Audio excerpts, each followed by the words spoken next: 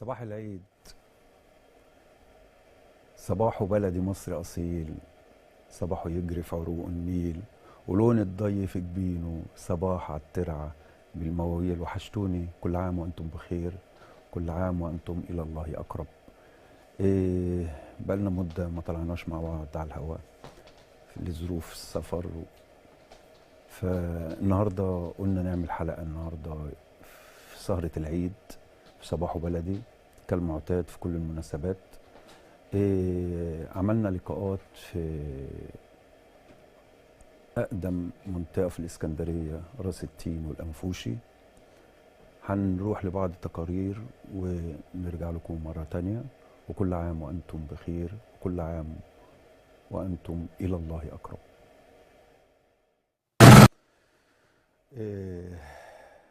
البائع الجائلين، الناس الطيبين، واحنا ماشيين قابلنا معاهم وسجلنا معاهم، سجلنا مع بعض الأصدقاء.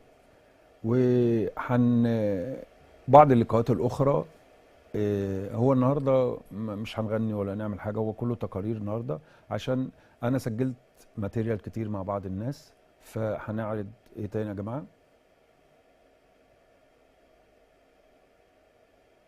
اللي بعده.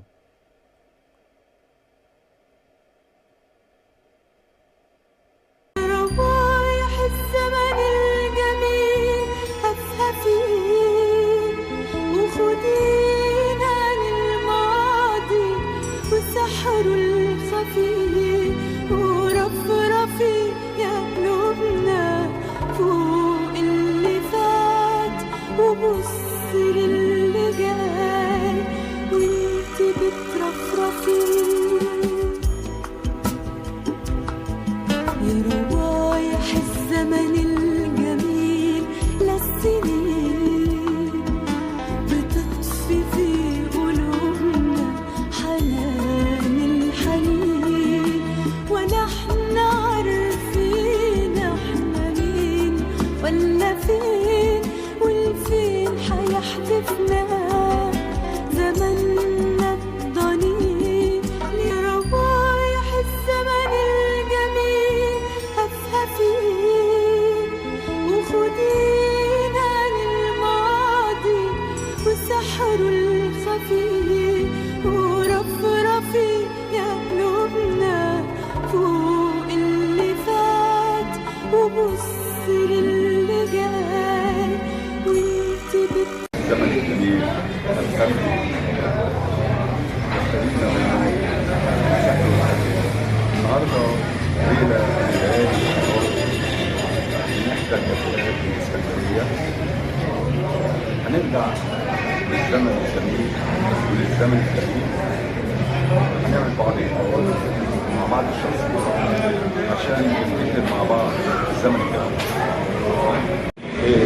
زي ما قلنا في المقدمة احنا هنرجع للزمن القديم، الزمن الجميل، مع بعض الشخصيات هيفكرونا بالزمن الجميل نتعرف عليهم.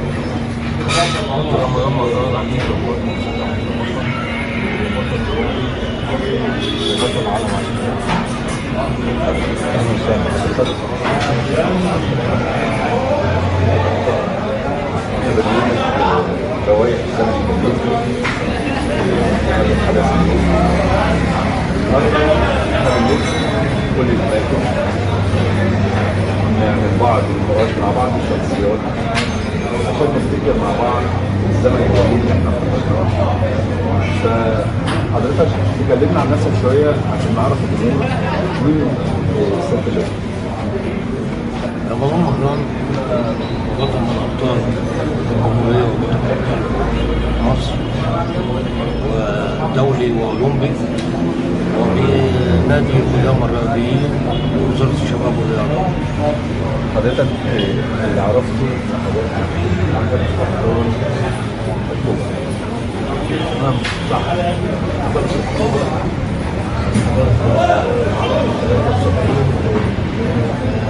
كنت من ضمن الوحدات الخاصة اللي عبرت القناة وعبرت خط الريف.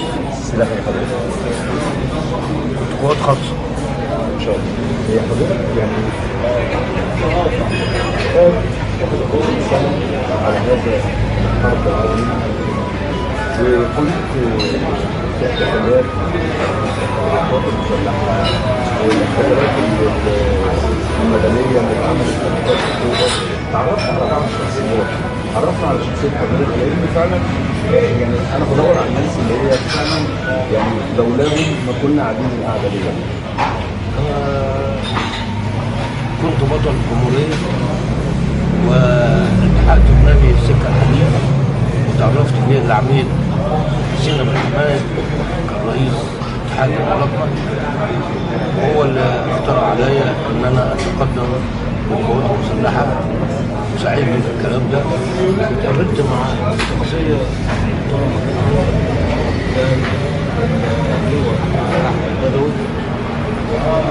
قائد الجيش كنت انا الفاكهه بتاعته، وكان معايا العميد، كان معايا المقدم محمد الشناوي خدت الجيش الثاني. وبعد كده طلبت منه سنه 72 دخلت المنتخب،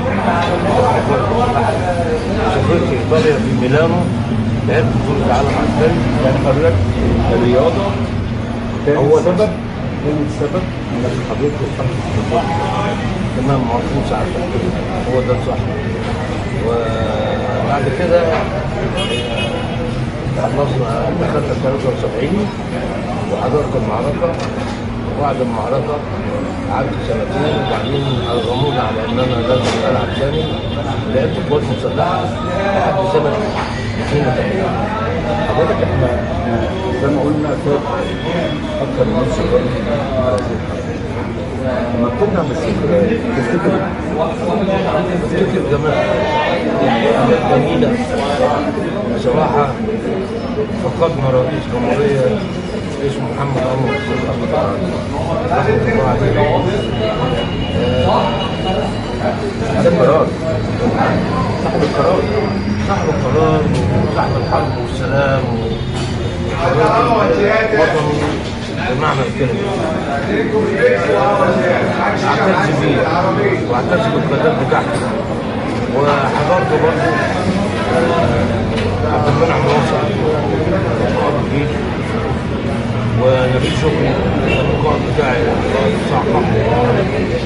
وكانت ايام جميله وايام فيها ابطال، فيها ناس احسن مني. ولكن بشكر ربنا ان انا وصلت للوصول، وان انا بتكرمني وزاره الشباب والرياضه كل سنه ونادي الامم الرياضيين. وانا بشكر برضه الدكتوره وفاء محمد صلاح رئيس نادي الامم الرياضيين. نحن بنشكر حضرتك طبعا لانك فعلا من ضمن حضرتك زي ما قلت ابطال اكتوبر، وابطال اكتوبر دول فعلا احنا لازم نقبل ايديهم، ليس كلاما بجد، لان فعلا لو ما كنا عايشين في احنا عايشين فيها. وانا بعد كده مسكت منتخب القوات البحريه 10 سنين، كنت مراكز متقدمه جدا، مراكز اولى على مستوى القوات المسلحه الجمهوريه. وخدت درع كان وزير الدفاع كرمني الاتحاد. واهو حضرتك نموذج رياضي مشرف، نموذج عسكري مشرف، يرفع لك القبعه. نقول لحضرتك كل سنه وانت طيب، وشرفتنا. احنا شرفنا بحضرتك ان احنا نعمل مع حضرتك هذا اللقاء. انا بشكركم جدا، وربنا يديكم طول العمر ويخليكم لمصر ويخليكم لمحافظه اسكندريه.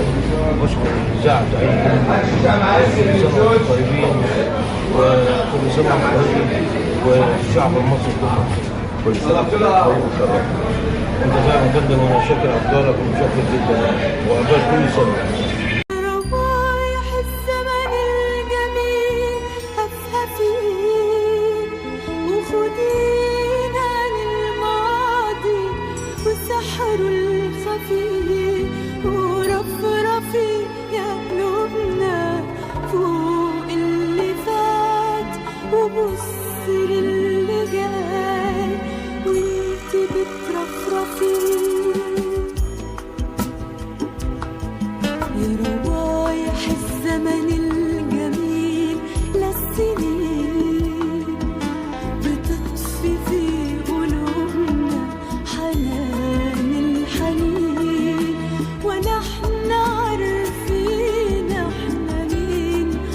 احنا فين والفين حيحدفنا زمننا الضنين لروايح الزمن الجميل هفهفين وخدينا للماضي وسحروا